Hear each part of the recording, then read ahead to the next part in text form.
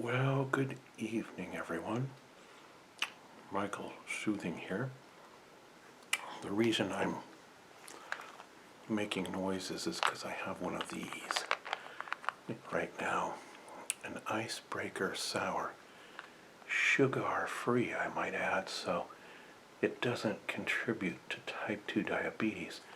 And it has a nice burst of watermelon and tangerine flavor. So I will enjoy some of these while we chat. What I wanted to do tonight is talk about this Consumer Reports magazine. I don't know how I get so far behind. I told you in another video we talk about this magazine, about dangers with doctors and hospitals and things, but before we get to that, look at this, what they have, this picture. What you don't know about your doctor could hurt you. I would start ranting about my health care coverage, but I don't want to bore you just this quickly. I want you to be bored later and fall asleep. So instead, let's just thumb through this magazine and see what other topics are in here. New to this issue. Oh, it's their 80th anniversary issue, it says here. Something about bylines that's boring. Never mind that. Look at this ad.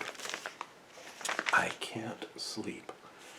Have you ever had that problem? I have. I didn't used to.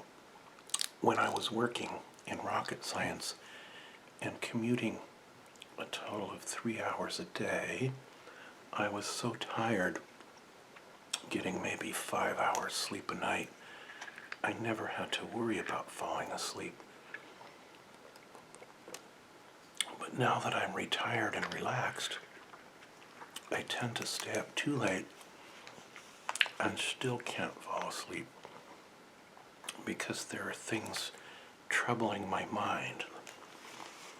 And so I found what works good for me, besides prayer, meditation, and my large waterfall sound, is to take half of a melatonin gummy.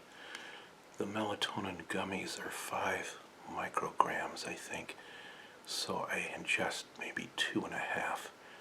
That does the trick. The only problem is your eyes will pop open wide awake about 3 hours later, and then you've got to get, back to sleep again. But it seems to be okay. Let's see. Somebody wanted a page-turning video. So see, I'm turning pages. By the way, I read all of your requests. Oh, this is cool. And I write them down for future videos. And I hope to make as many as possible over the next year or two, but you might have to be patient. Like some guy just asked me for a history video of World War II. Somebody else asked for it. I'm not sure that would be soothing, but I'll try to find a way to make it soothing if I can. Maybe we'll talk about the guys that got back with their wives at the end of the war and how happy they were or something. Or we'll look at the geography things that happened in Europe and skip the blood and gore part. Anyway, this is interesting. They show a retrospective of all their covers. See, milk bottles from the 1930s, and let's see, the propaganda of food fattists and vitamins and things way back in the 1930s. See there? Isn't that interesting? I could do an entire video just looking at these Consumer Report covers and discussing them. Maybe I'll save that for a future video instead of talking about it now. What do you think? I'm going to have to mark it for future reference. Let's write on the front cover, page 8 and 9. Bear with me. My memory's not so good. If I don't write it now, I'll never remember. Page 8 and 9, future video. That way, we won't make this video 3 hours long, okay? See, I wrote a little note to myself. All right, let's move right along. What's next? Cutting cable costs. See there? Do you have Comcast or Spectrum or any of those big cable outfits? When I lived in Scotts Valley, what I noticed was when I first got cable, it was something like $24 a month. Mind you, that was a long time ago. But by the time I left, it was $224 a month. Of course, that included internet also, but that's like $49.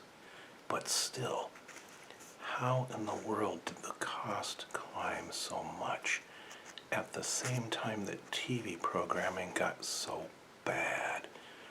No offense to anyone out there, but really, who wants to watch Big Brother? Or I wonder if the house ghost can whisper something in the distance about some of the worst shows on TV. Some of the most... The Bachelor, really? I want to pay $60 a month for cable TV to see The Bachelor? Come on. All right. Maybe I'm being a little too hard on Comcast. The Housewives of New Jersey. Honestly, come on. So, all kinds of reality TV shows that are totally scripted, and none of it's real at all. The only genuine reality TV show is Cops, okay? And they were also the first reality TV show, I might add. So, but anyway, it says here, your cable company is at it again. No shock there. The FCC says 99% of the 53 million customers have no choice but to lease from the cable company a set-top box or more than one, to the tune of $20 billion each year. Yeah, that's one of their many ripoffs, okay? They have this electronic cable box built in China for like $40, and then they make you rent it, and after 2 or 3 months it has paid for itself, and you're just giving them pure profit from then on. And if you have 2 or 3 of them in your house, it gets even worse, doesn't it? So we have long pressed for reform, blah, blah, blah. Well, okay, they may press for it, but they're not getting reform. I'm thinking about going with Dish Network or DirecTV. In fact, I feel like I've kind of betrayed my rocket science company, because those are the satellites that we were building. Very complicated. And yes, I remember I'm going to do segments on my previous career in rocket science. I haven't forgotten. I will talk about that some in a future video. Okay, so anyway, cable TV equals rip-off, but we like the high def, don't we? And the convenience. We like the DVR time shifting, I can watch a sports event now. If I'm not anal about watching it live, I can watch a great football game or baseball game or NASCAR race or anything I want in about 20 to 25 minutes because I skip through all the ads and the boring parts. But of course, sometimes you want to watch live, right? Oh, look at this article. First, I'm going to give you a cuteness alert. You could die from cuteness. You could get your virginity back if you see this photo. See there? That's a pug puppy, all right? The house ghost is one of her favorite dogs, pug. But it says here, is pet insurance worth the cost? Who knew that people were now getting health insurance for pets? This is like the new fad that the house ghost was whispering about earlier today in the ethereal realms of the atmosphere. That now people have, new fads. They're feeding their dog gluten-free stuff and GMO-free stuff and, vegan meals. Meanwhile, that's horrible for your dog because that thing is evolutionarily programmed to eat meat, and lots of it.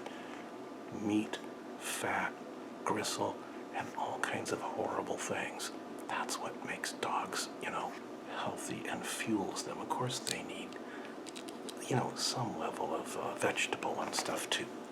These glasses being crooked is always going to drive me insane. Sorry. Okay, here it talks about how these health insurance plans work and what they cover.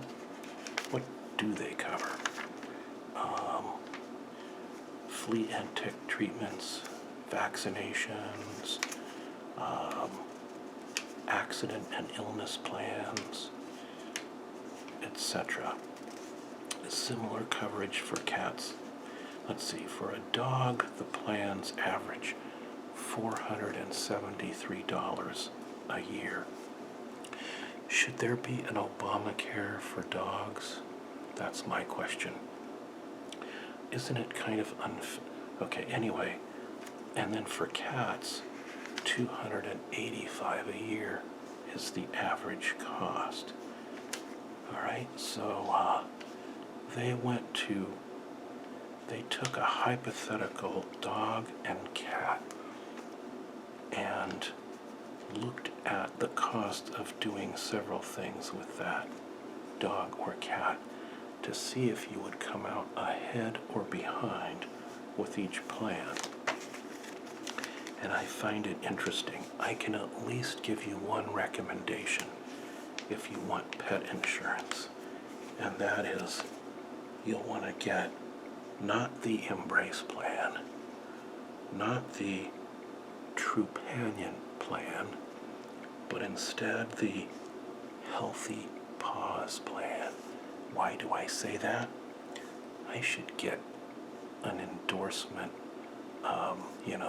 kickback for this, but I don't know who these companies are. I never heard of them, but I'll show you why.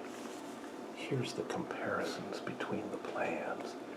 You'll notice that for a hypothetical list of vaccinations, illnesses, and well care that were covered under the Embrace plan, you lost $1,800 altogether between what you paid for the insurance and what they paid in care reimbursement. On Trupanion, you lost $480. But with the Healthy Paws plan, you came out ahead by $990. That was for a dog that had certain things. Guinness the dog, it says. There's the little Guinness the dog. Now for Freddie the cat. Does anyone have a cat named Freddie? I have never heard of one, but anyway, the results are very similar. Embrace, you came out losing $2,170. Trupanion, you lost $720. But with the Healthy Paws plan, you came out $580 ahead between the cost of the insurance versus your reimbursement. What they have failed to tell you, however, with these plans is that you spent so much time fighting over reimbursements that you came out another several $100s in the hole because of your wasted time documenting everything and making claims and then calling to fight over the reimbursement, all the things we hate doing with insurance. All right. Would you really pay $9,000 in pet care per year to a vet? I mean, that strikes me as absurd on its face. I know your sweet dog or cat is a member of the family, but you would barely pay that much for your spouse's care. It's like, are you going to pay that for a pet? Wow. Supposing you had to lay out $9,000 for pet care in a year, and then the next year again, and the next year again. Don't you think there's something crazy about laying? Okay, all your pet lovers think I'm a cold-hearted beast now, but I'm not. I love animals, but I just think there's some, in a world where millions of children are starving and stuff, it just seems a little outrageous to me. But reforms come to reverse mortgages. Reverse mortgages where you're old and you can't quite afford your house payment and taxes. And so some scam artist says, just sign your deed over to me and I'll own the home and you don't have to make payments anymore. And by the way, I'll be rooting for you to die soon so I can take your house away from your children or whatever. I don't think I'm ever going to do a reverse mortgage. I think there's a whiff of scamness to it in a way, even though it could help some older people. Let's see here. After hearing about lead in the water in Flint, Michigan, should I buy a filter? Well, I don't live in Flint, Michigan, so I'm not going to worry right now. Ads for LifeLock. Here it shows some lady with this foul-looking water coming out of this faucet. See? I think I'm ready for tablet number 2. These are different colors. We've got orange and we've got green. Can you see the color different? All right. Ads for LifeLock. They're running millions of dollars in ads. And it says here, are they really as good as they say at protecting your identity? Well, they recently paid $100 million judgment to settle a case where they were accused of over-promising and underperforming. So, but they didn't have to admit any wrongdoing, or they didn't have to admit or deny the allegations. Another sip of water in a Dasani bottle that came from my tap and got cold in the refrigerator.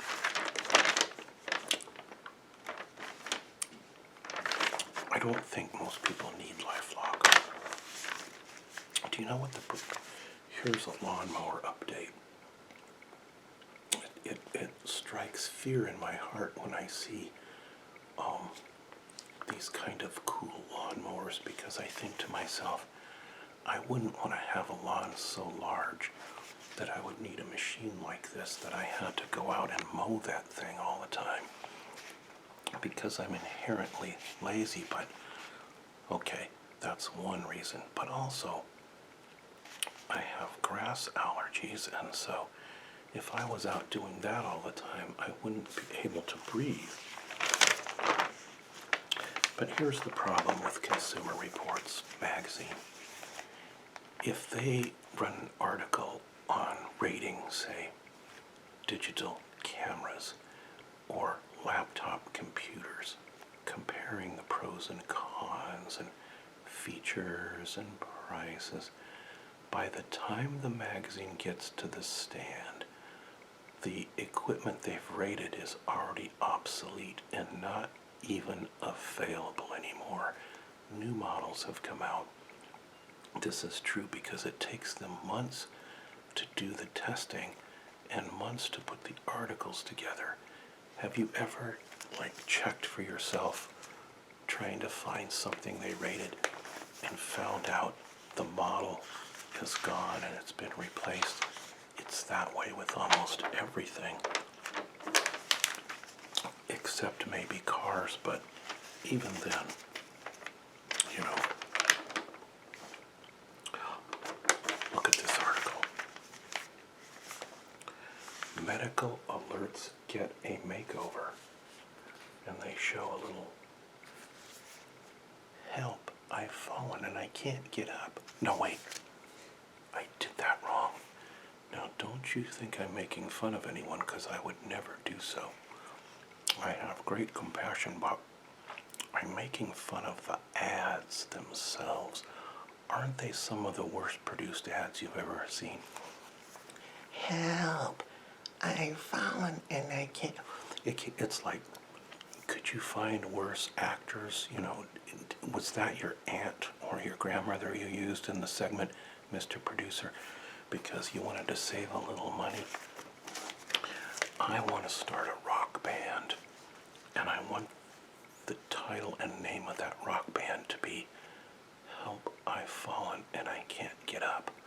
Don't you think it would make a great, or at least a song title? I think you can find mixes on YouTube with that very title. And we have a little joke around here about it every time the commercial comes on, which is frequently, since it comes on about every 6 nanoseconds. They should just have a TV channel devoted to running life alert commercials, don't you think? Because they run so frequently. Why bother with programming? Just run the life alert commercial over and over. What does it say? Medical alerts get a makeover. The devices traditionally come as a wristband or bulky pendant, which can be a tough sell. But now companies are designing sleek, pardon my voice, this might become a whisper video. Now they're designing sleeker, better looking devices. I don't know, it still looks like the same thing to me, but you be the judge. Does that look like a better, sleeker device than the one you see on TV? Maybe if you adorned it with some jewels or something, you know, or jazzed it up a little with little platinum accents or something. Wouldn't that make it an easier set? Maybe it could become like designer jewelry for old people, you know, life alert designer jewelry. Hey, there's an idea. Shh, don't tell anybody. It's my idea. I want it. I'm going to capitalize on that. Because like 3 years from now, I'm going to be in the park laying on the ground going, life alert, help, I've fallen in the park. And I'm already finding it's hard sometimes to get up. You always ask yourself when you're young, listen, you young people, you think it's never going to happen to you, but I'm here to tell you, I didn't think I would ever have aches and pains in all my joints, and now I do. So you're going to get them too. Your time will come, so don't think you're going to dodge the inevitable. Why dirt gets your dishes really clean? Does that seem like a strange headline to you? Why dirt gets your dishes really clean? Let's see what they mean by this.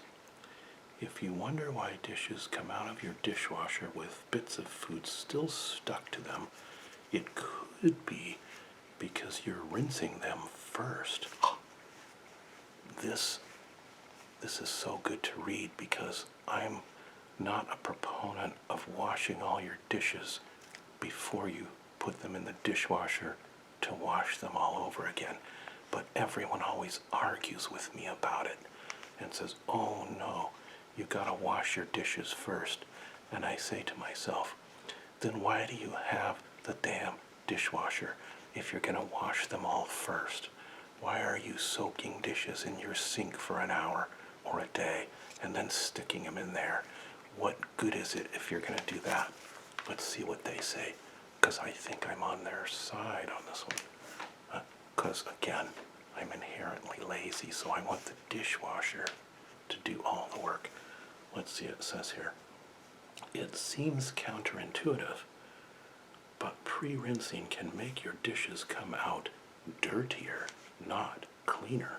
All right, let's see why. That goes for glasses, pots, and silverware also.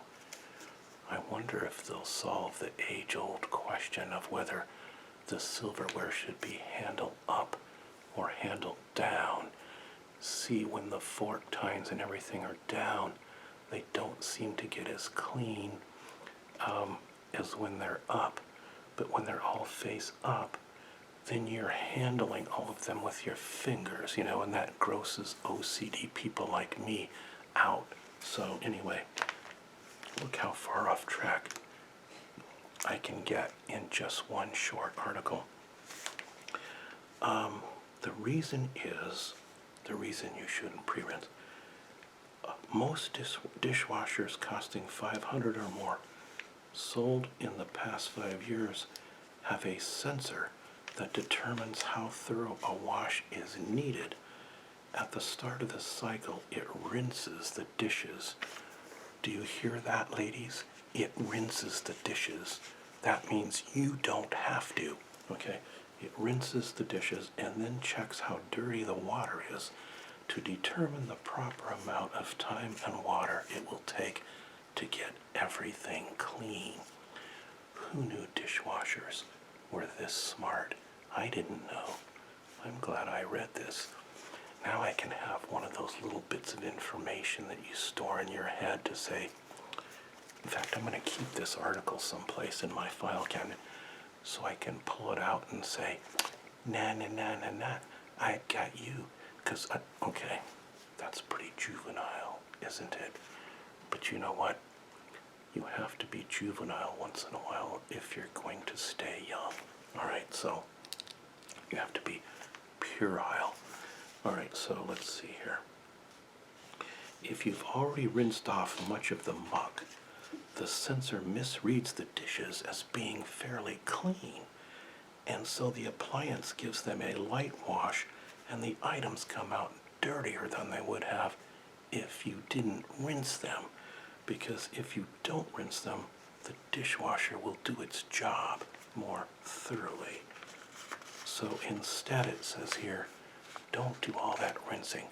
Just scrape off the loose food into the trash or whatever first, and then use one of the good detergents on their list. Oh, look, that's the very one I use. Those little packets that come with the green top. I'm thrilled. It's the right stuff because I never knew. All right, so Cascade comes out on top. All right. What's next here? Online flowers. Check this out. Flower power. Are we past Valentine's Day yet? Look there. I got off scot-free this year because since my girlfriend was living in Denmark, I didn't have to try to send flowers 6,000 miles away. And I don't think these services work internationally. So I didn't have to spend, $300 on a bouquet of flowers that would be all droopy by the time they got there, and then the petals all fall off within a day.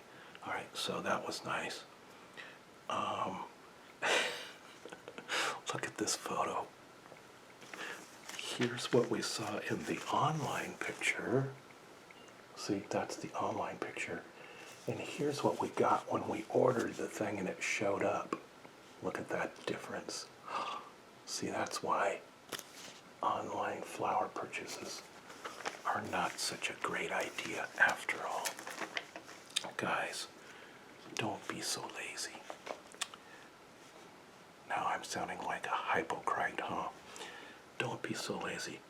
Go down to the florist, pick out the flowers yourself, make sure they're fresh, and bring them to your girl, spouse, fiance, whatever you have. And,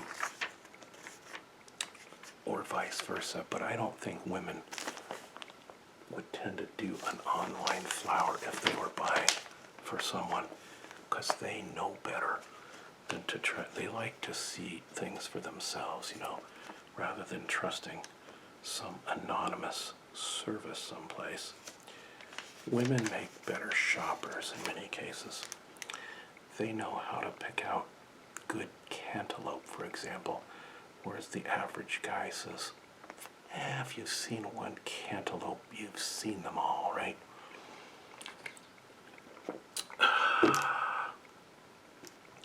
Total price for these rotten-looking flowers, $56.48. Wow, that's a lot of money to spend on that droopy mess that they got.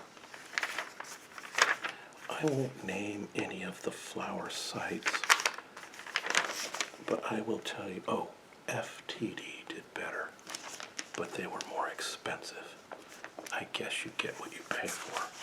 See, they were $76 for one little bouquet that's not even long stem roses, but they didn't look too bad.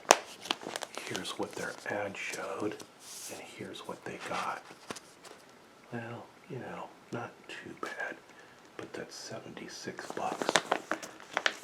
I don't quite understand the whole, do you really want to spend close to $100 on a bouquet of flowers that is going to last like 3 or 4 days and then, you throw them away?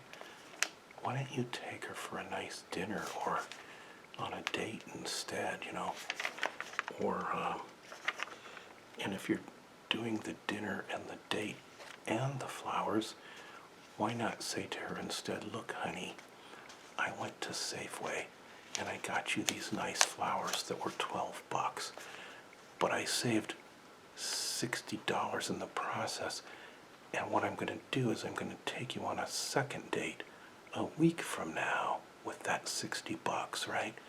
She's going to like that better, I think. As long as you make it, how do you make that sound romantic? Not sure. Uh-oh, this is scary looking. What you don't know about your dog can hurt you. But like, if he's a hardcore alcoholic or something, what does it say?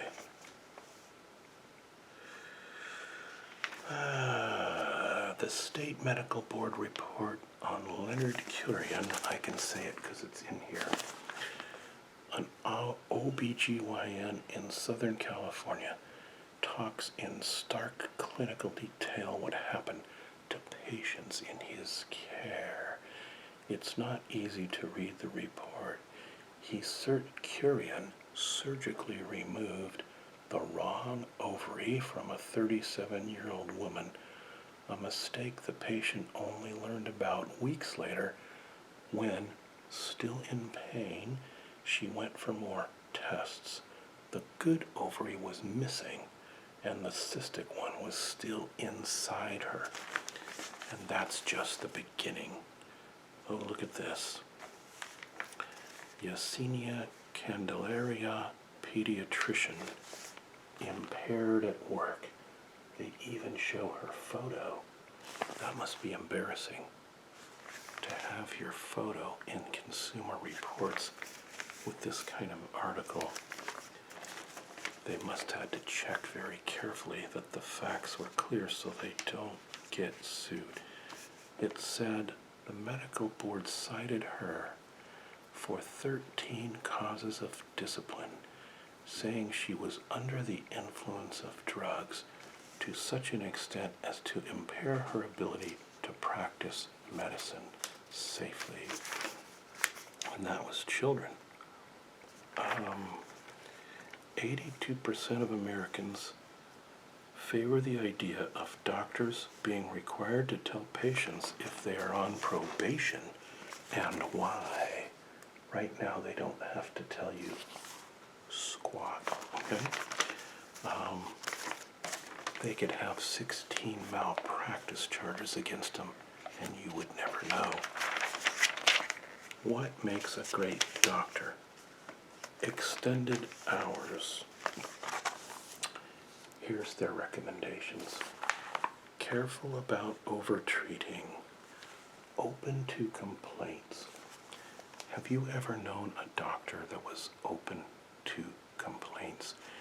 That doesn't necessarily go with the territory, because doctors tend to be hyperachiever type A personalities who don't take criticism well, even if it's constructive, kindly stated criticism.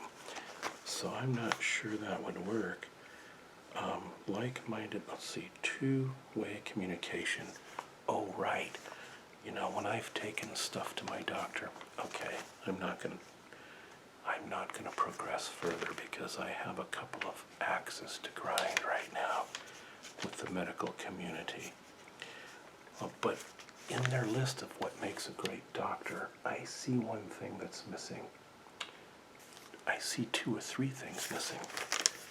Okay, for one thing, it doesn't say here that they should give you a free Tootsie Pop at the end of your, visit. You know how when you were a kid they had a jar with different color Tootsie Pops in it when you went to the doctor and you got to take one home? Okay, I think they should do that for adults too. So I'm going to complain about their list. Another thing that's missing here is doctor oral hygiene.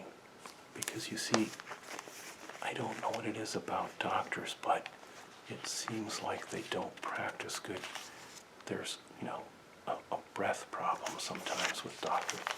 I've never understood this, but I noticed it when I was 4 years old the first time I went to the doctor, and I've noticed it a few times since. What's really bad is when your dentist has that problem. I had a dentist that was like that. Doctors allowed to keep practicing. Examples from the Medical Board of California. It looks like they have a list of all these doctors who did terrible things, and they got to keep on practicing. Let's see what they are.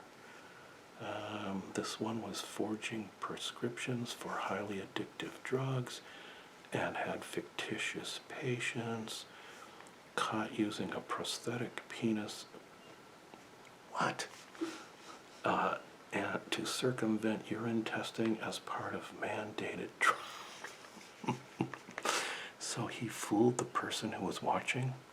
Wow. Let me see if I've read this right. I'm going to have to show this to you. You're going to think I've got a warped mind and I made this up. So I'm going to show you the article right there. See there? He had a drug problem, if I'm reading this right. So in order to pass the drug test, he had a pretend penis down there someplace on his person, because they watch you or something, like a member of your gender, to make sure you didn't bring in a phony sample from someone else. And so he would pull that out, the pretend penis, and I guess a false sample would come out of it or something. My goodness.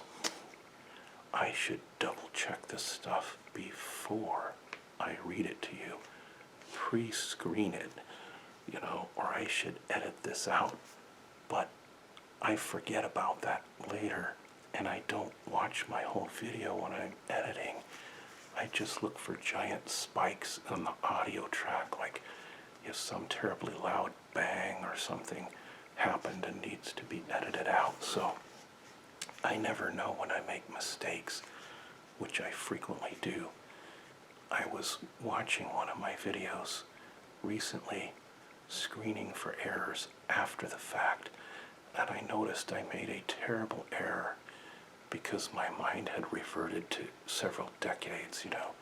I was talking about how bad gold has been as an investment, and I said something like, oh, it's, $400 an ounce. Now, of course, I know better. It's $1,250 an ounce. But my mind was thinking back to when it went from 800 down to 400, from 1980 to like 3 or 4 or 5 years later, right? I was talking about how badly it performed over a 3-decade period. So if you caught that error, forgive me for such foolishness. Here's a pediatrician. I'm going to show you, because again, you're going to think I'm making this up. The pediatrician the findings were sexual misconduct.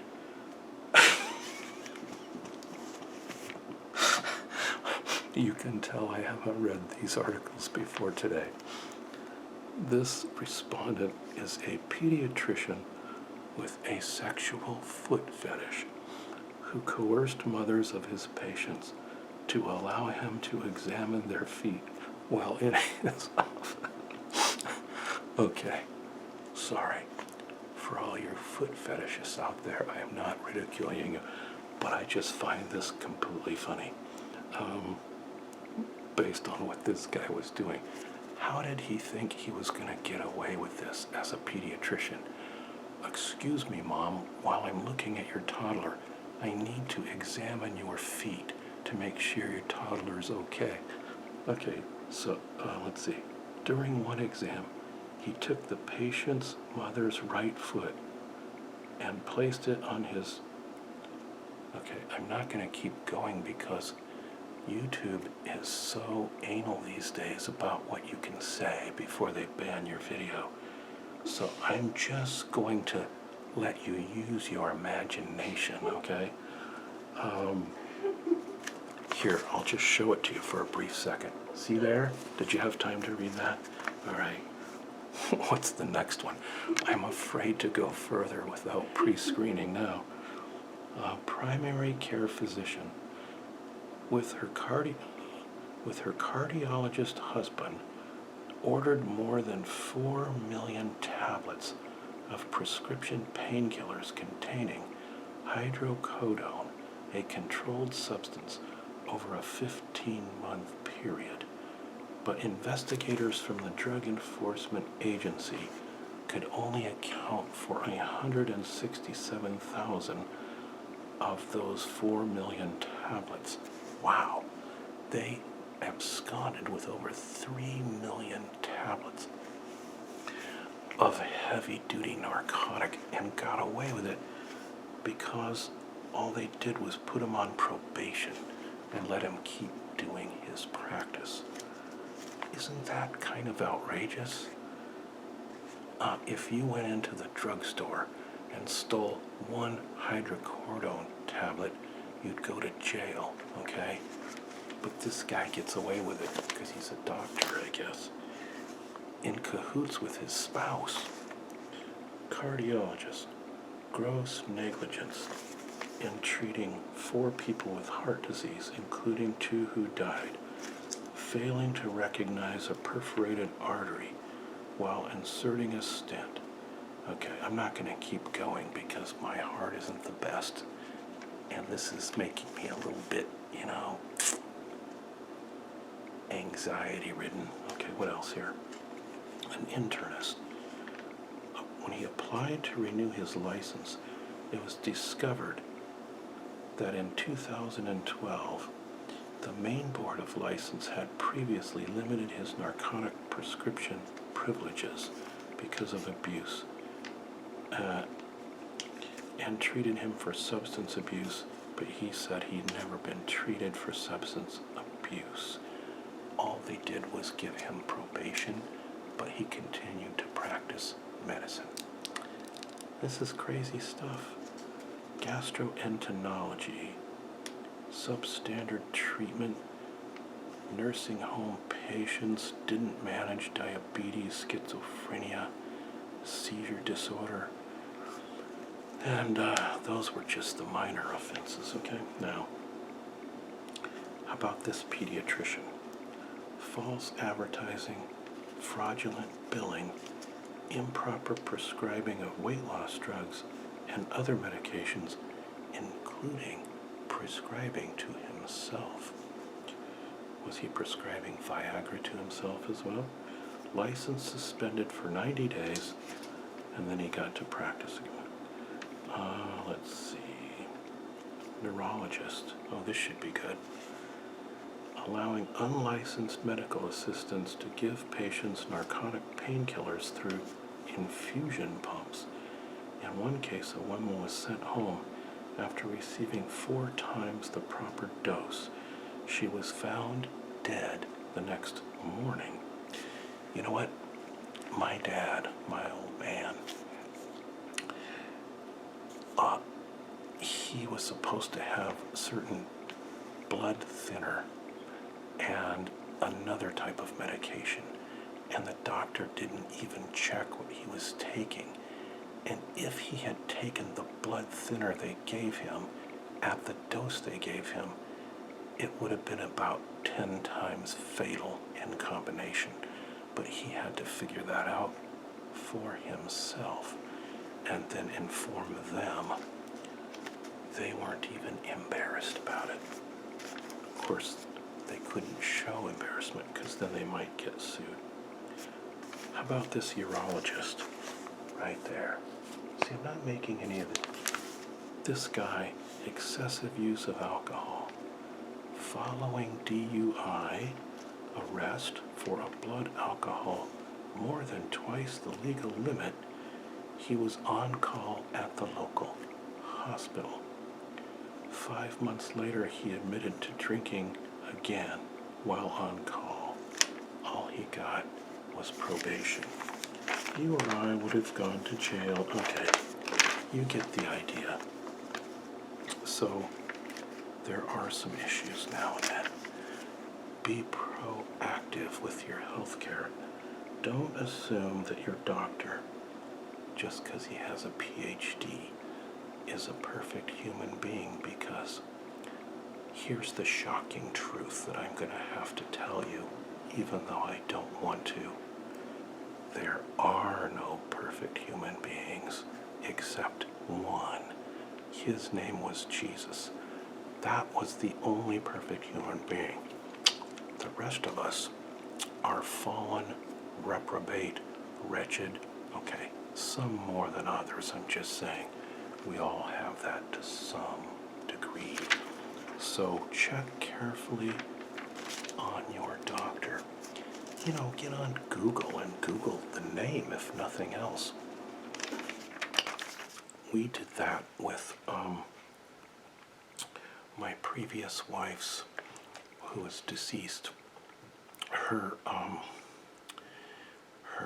what do you call the guy? He does, prosthodontist. He had done cap and replace, grind, cap and replace every tooth. And we did it, and he did it wrong. He did some things wrong, not checking on her medication that would cause the job to fail and things. And we did a Google search on him and found out this guy had multiple charges against him for groping patients and groping his assistants and all kinds of stuff.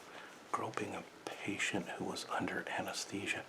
And all we had to do was Google his name, right?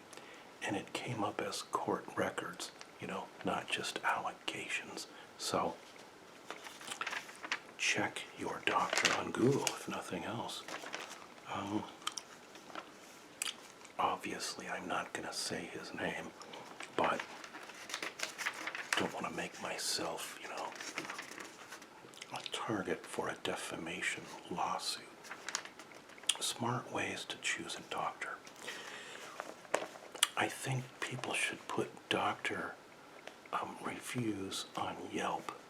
I don't know if they do or not.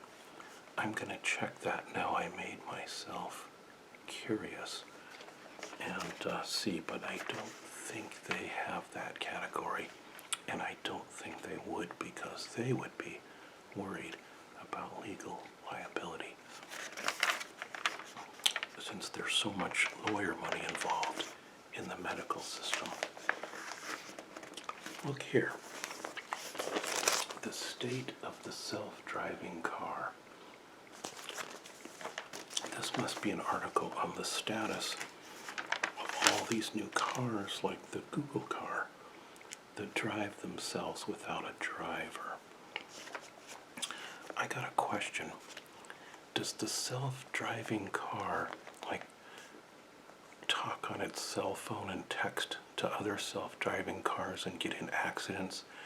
And also a question is, if you cut off a self-driving car, will it honk at you and do an electronic flipping of the bird, and maybe some road rage? Because otherwise you might think something's wrong if the self-driving car doesn't, respond appropriately to stimuli like that. So, personally, I'm just way too much of an anal control freak to ever allow my car to drive itself. I want to be in total control. I don't really even like automatic transmissions very much, because I want to shift when I want to shift. But they've gotten so much better that it's not such a problem now. But, a decade or two ago, before transmissions got smarter, the automatics never knew when the right time was to shift themselves. And so I was, always buying manual, a good 5-speed, 6-speed transmission. I had a Ford SVT that I drove just way entirely too fast, but I didn't ever get in an accident or wreck it. Had a good radar detector, of course. Got that car up one time to 127 miles per hour, which is the fastest I've ever gone in a vehicle. That is a automobile type vehicle.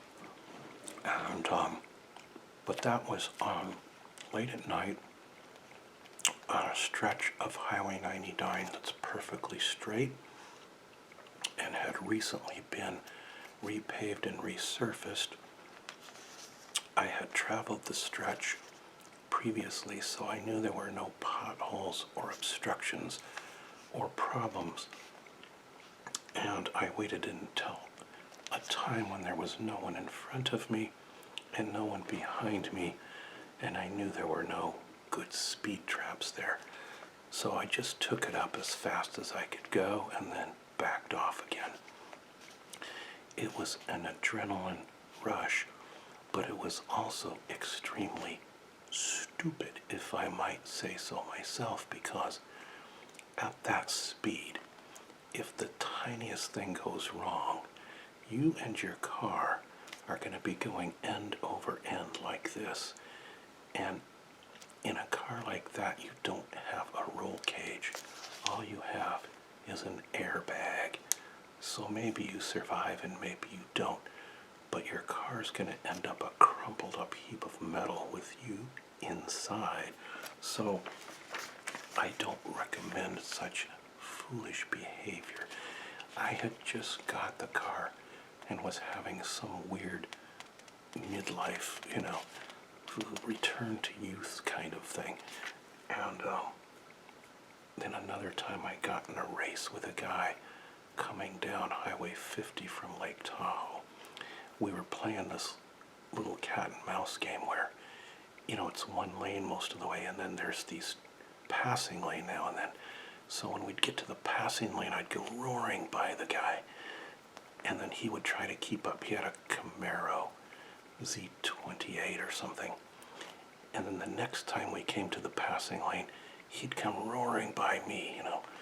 And we did this about halfway down the mountain from Lake Tahoe all the way down into Folsom. And then the poor guy, my car was almost brand new, but his was obviously a few years old. His engine blew from all that abuse. And I saw him suddenly fall back in the mirror and smoke coming out. And I couldn't stop to help the guy, you know, and there were other cars coming, and I thought, but he flashed his high beams at me like, that's okay, because this was a friendly thing. It wasn't, we totally just connected. Our minds were in sync. We were having fun with this. It wasn't like a road rage or anger thing at all. It was just the opposite. It's like, let's see what our cars can do. And we'll run screening for each other, right? So it was crazy though. I've never done anything like that before or since. That was in the year 2000. So, you know, I was much more young and foolish then. All right. Anyway, see, here we go again. Way off topic. Will self-driving cars make our roads safer? Well, it might make our roads safer. In one sense, use probably less human-caused accidents. But don't you think your head would explode if you were behind a line of Google cars that were all insisting on being 10 car lengths apart, crawling along at 45 mile per hour at a place where you know, I feel a strange presence. Do you ever have the hackles on the back of your neck? A strange, ghostly presence. Anyway, are autonomous cars even legal? Look here, they show like a giant drone, you know, that maybe you'll have a big drone as your vehicle someday. And you can fly around in that thing. I don't know. The end of car ownership, it says. I wouldn't like that. I grew up in the car culture of Southern California in the 1960s. You know, when it was 65 Mustang and 65 Camaro and all those, you know, Plymouth Fury, all those great muscle cars of that era. And to think in terms of, I know you young people are going to think, you know, there he goes again, but to think about getting into a commodity car and just getting on your tablet for an hour while your car takes you somewhere, you might think that's great. To watch reruns of, you know, Big Brother while you're, you know, and surf the web and watch YouTube while your car's driving you somewhere. But for me, that is a nightmare. If I want to be online, I'll do it at home with a nice big screen and a decent audio system, okay? But you see, that shows my age. Everybody under the age of 30 right now is going, dude, get with the program already. You should be watching YouTube on your cell phone, right? Your iPhone. I do use it for that now and then, but not for, you know, big screen entertainment. More like for personality stuff, you know, ASMR videos, for example.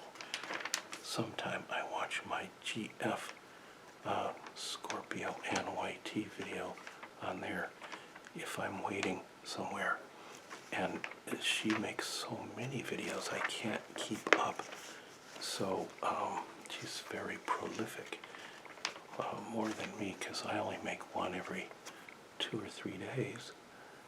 And she tends to make one every day, sometimes multiple ones, because she's got 3 channels. And I have 2 channels, but I haven't done anything on Jodi Araya for quite some. Hey, it's April.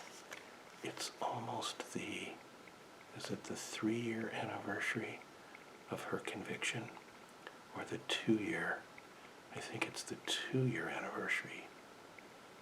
Let me think. No, it must be the 3-year anniversary of her conviction. So I'm going to try to do an update video back on my old channel. What was the name of it? I can't even remember. Isn't that awful? Mikey Daniels. Mikey Kung Pao. Yeah, something like that. Anyway, I'll go back and find it. Safer food, future now. Are you mad that I'm just rambling and not talking about the articles? Look up. Doesn't that fruit look good? I think it's all, non-GMO, organic. Fruit does taste better if it's fresh and doesn't have chemicals and crap in it. A few nitrates and things can add a little spicy tang, maybe some good pesticide now and then for spice, but I'm only kidding. Oh, look. Now I know for sure I'm going to do a Consumer Report retrospective in the next video on this magazine, because there's no way I can cover all this today. We've got the 1930s, the 1940s, the 50s, the 60s, the 70s, and this all looks like very interesting stuff. So now I'm going to have to write another note on the front of my magazine, and we'll do a video just on these 4 pages, but it'll still take a half hour or more. This is page 52 and 53, 54. Oh, now it's definitely an entire video of material. It's only 4 pages, but it looks like a lot of juicy stuff. Look at the topics. Coca-Cola, Velveeta cheese. You know what I'm going to save this for. I'm not even going to comment right now, because then I'll give away what I'm thinking. Page 52 through 55.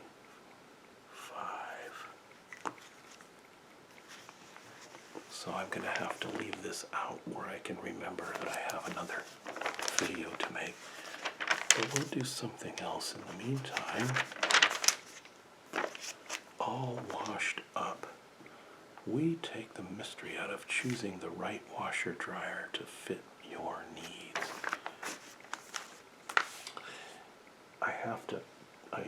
That looks like a work of modern art, doesn't it?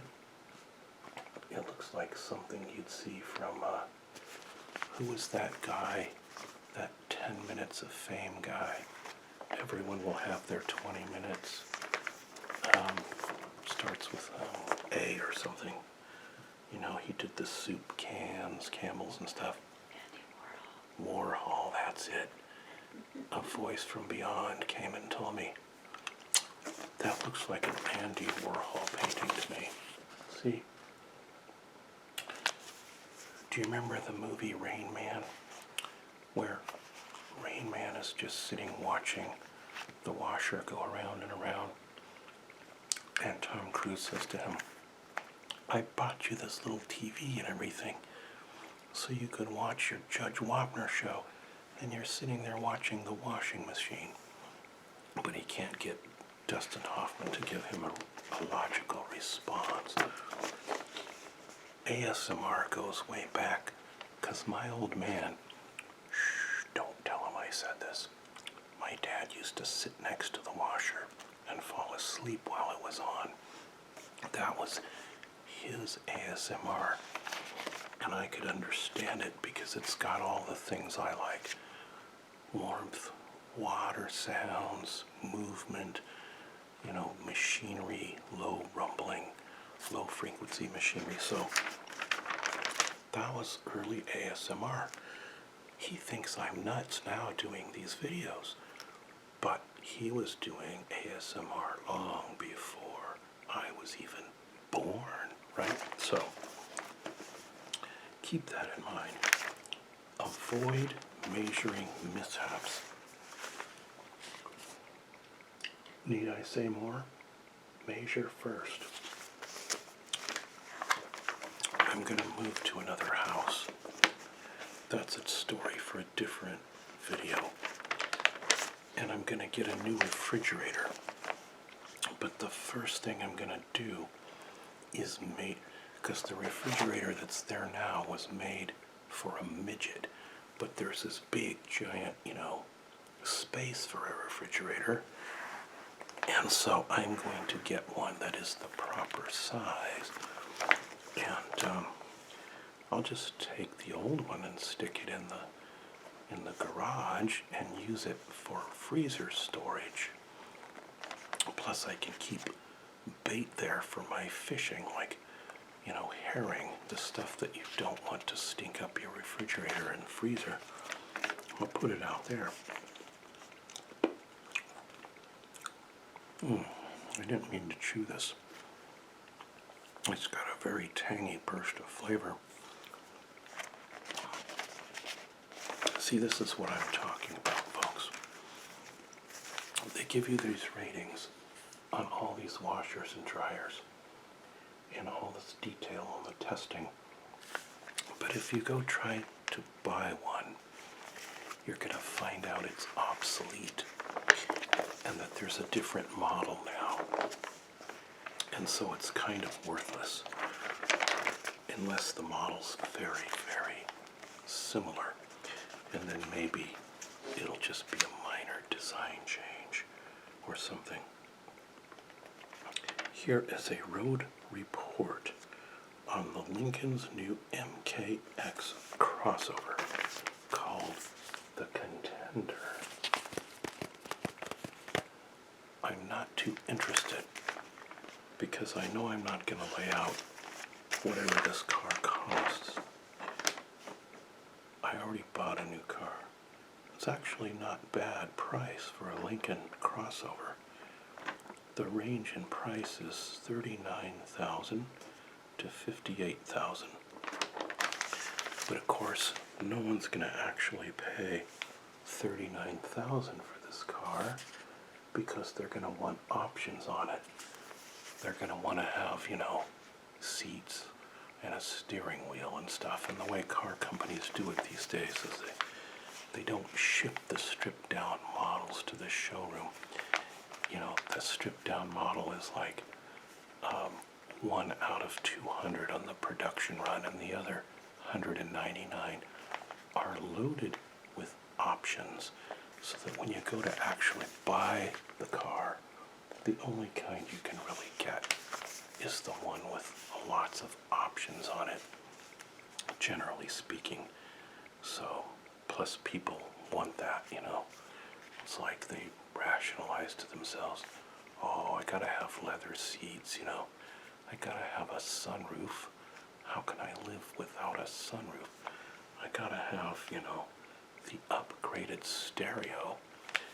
You can buy a great stereo for your house for about $300 these days. What used to cost thousands. All right, let's say 500. But you go to put an upgrade stereo in your car, and they want, an extra $1,000 or something for it, for the upgrade, and there's hardly any difference. It's the same speakers and in the doors and everything. So it's a rip. But anyway, this thing only gets 18 to the gallon, but it's a mid-size SUV. How good is the MKX, it says? I would tell you, but my voice is giving out, and so I'm not going to tell you. You can read it for yourself, though. Here you go. If you're a speed reader, you can read the whole article. There's the first column, if my finger's not in the way. Okay, here's column 2 and 3. Can you read in tandem? I didn't think so. There's an instrument cluster, and there's the essentials right there. Price, it's got a 335 horsepower, 2.7 liter engine. How about a Lexus RX? You know something? This is one of the ugliest, most hideous looking cars I have ever seen. And if you own a Lexus like this, excuse me for saying so, but really, come on. You're gonna pay, how much? Like 60,000 bucks, roughly, for a car whose front end looks like, what was that alien thing that Arnold Schwarzenegger had to fight? The Predator. Remember the Predator? This thing looks just like the face of the Predator, where those ugly flap things would come out, you know, and reveal his little laughing mouth. That's what that looks like to me. It's all angles and bad angles. You know, that looks like something from Boy Racer, you know, something from one of those bad Japanese, drifting films. What are those called? I can never remember titles. Fast and Furious, that's it. What would I do if I didn't have a ghostly presence that could remind me of names and titles? I don't know, because I can never remember them. Okay. What else do they have here for cars? Class in the fast lane. I think they're trying to sort of do a play off that Life in the Fast Lane song.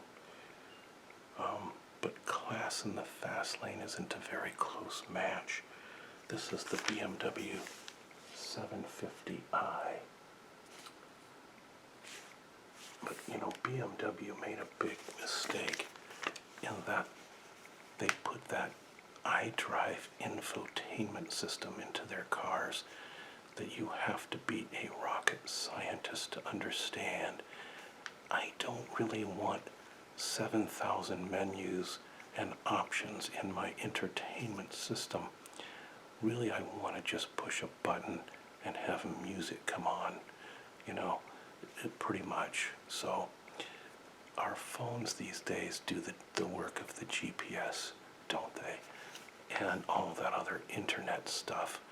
So why do I want to buy all of that stuff in my car and have it be obsolete a year from now and pay an extra $4,000 for the privilege of having that?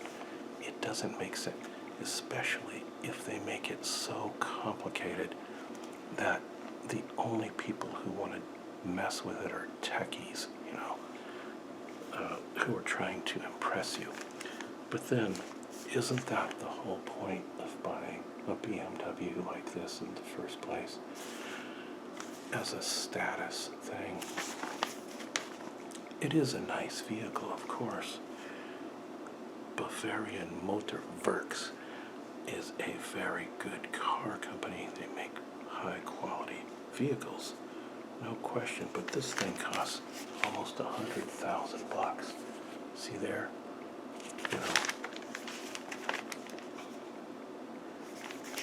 All right. Now here is a car that normal people can afford. A Honda Civic, right? They're going to give us a civics lesson. I used to have, actually we still do have a Honda Civic. We have a blue one that's a second car. It can be driven even by ghosts, and so, it's okay.